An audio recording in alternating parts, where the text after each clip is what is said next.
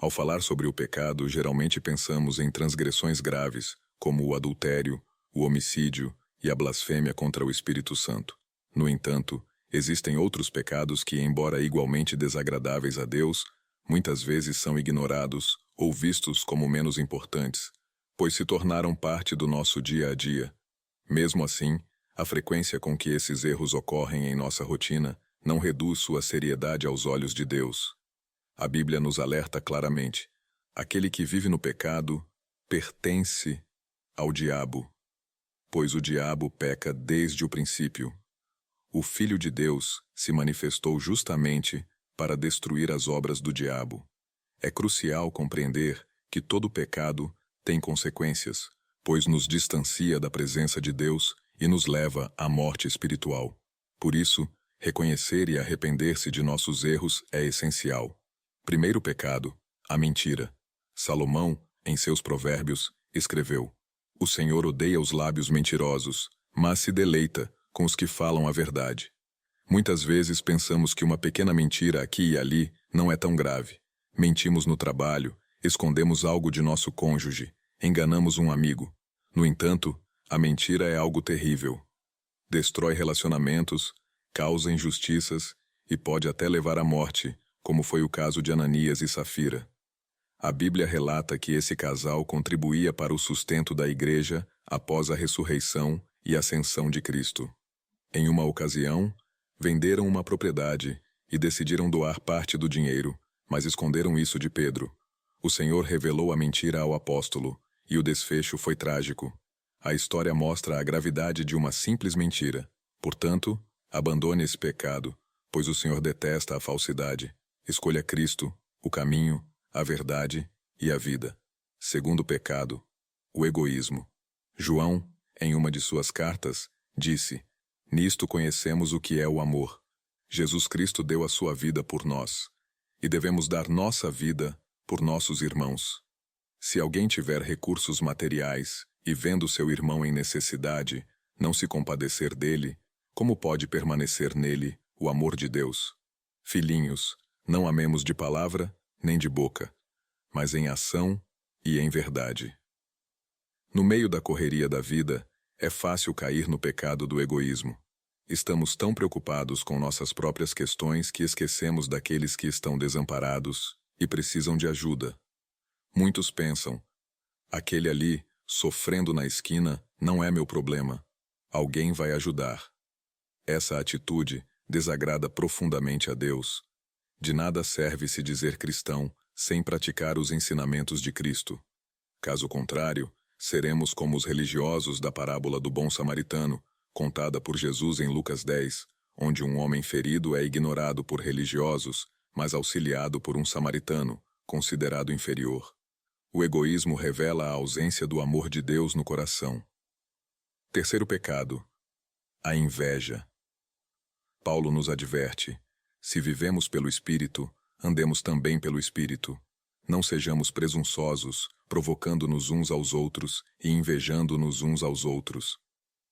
A inveja é um sentimento venenoso que pode nos levar à ruína. Invejar significa desejar o que o outro tem, sem se alegrar pelas bênçãos alheias. A história de Saul e Davi é um exemplo clássico. Saul começou a ver sua vida e seu reinado desmoronarem quando começou a invejar Davi. Como narra o profeta Samuel, após a vitória de Davi sobre o filisteu, as mulheres louvaram Davi mais do que Saul, despertando sua inveja. Saul não pôde se contentar com suas próprias conquistas e começou a ver Davi como uma ameaça, levando-o a perder a presença de Deus e a destruir sua própria vida. A inveja cega e nos afasta de Deus. Em vez disso, devemos escolher viver pelo Espírito e nos alegrar com as conquistas dos outros. Quarto pecado, a rebeldia. Quantas vezes nos rebelamos contra Deus por motivos pequenos? Uma oração não respondida ou um sonho frustrado podem nos levar à revolta, fazendo-nos questionar o poder e a bondade de Deus. Samuel comparou a rebeldia à feitiçaria, mostrando sua gravidade. A Bíblia relata um episódio no livro de Números 16, onde Corá, Datã, Abirão e mais de 250 homens se rebelaram contra Moisés e, por extensão, contra Deus. Essa rebelião não foi vista com leveza. Significava uma revolta direta contra a autoridade divina estabelecida por Deus. Moisés, escolhido por Deus, enfrentou a rebelião de forma direta, dizendo a Corá e seus seguidores que trouxessem incensários e oferecessem incenso diante do Senhor, uma tarefa reservada apenas para os sacerdotes. Deus instruiu o povo a se afastar de Corá e seus aliados, e, em um ato de julgamento divino, a terra se abriu e engoliu os rebeldes. Esse incidente nos lembra da seriedade da rebeldia contra Deus e como ela pode levar a consequências desastrosas. A rebeldia é uma armadilha mortal. Devemos buscar fazer a vontade de Deus para permanecermos em segurança.